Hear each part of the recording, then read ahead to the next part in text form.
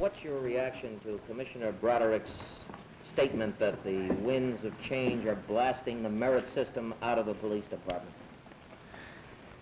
Well, one must ask the question of Mr. Broderick as to why he chooses to attack the qualifications of two distinguished officers of the police department who served under him, incidentally, who Commissioner Leary has elevated to high post, namely the Chief Inspector, Mr. Garelick, and Assistant Chief Inspector Lloyd Sealy.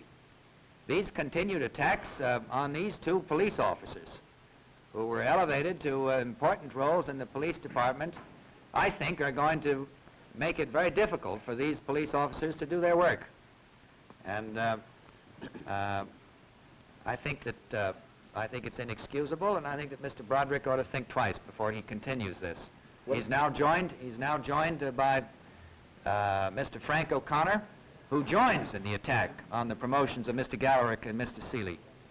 And I think they ought to be cautious before they do that. How would you categorize these attacks by Mr. O'Connor and Mr. Broderick?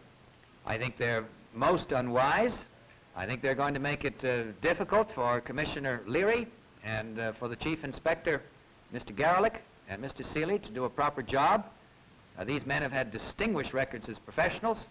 Mr. Broderick's now outside attacks are not helping that.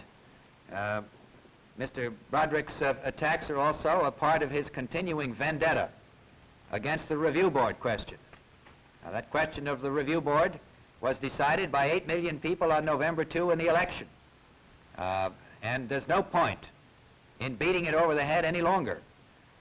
So I submit that responsible people, if Mr. Broderick and Mr. O'Connor would like to be responsible people, ought to be very cautious in the future about continuing this vendetta against the review board and against the selection of Messrs. Garelick and Sealy. Do you think Mr. Mayor, do you feel they're condemning the records of these two men, or are they arguing against what they think may be City Hall interference in the department?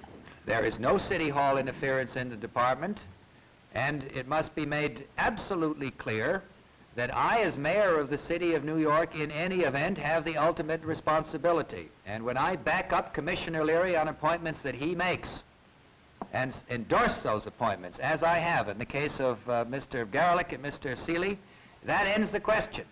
Because I'm the mayor of the city, and if there's anything wrong with the condition of safety of the people in our city, in the streets, highways, byways, in the parks, and at night, I, as mayor, am responsible and will have to answer to the people.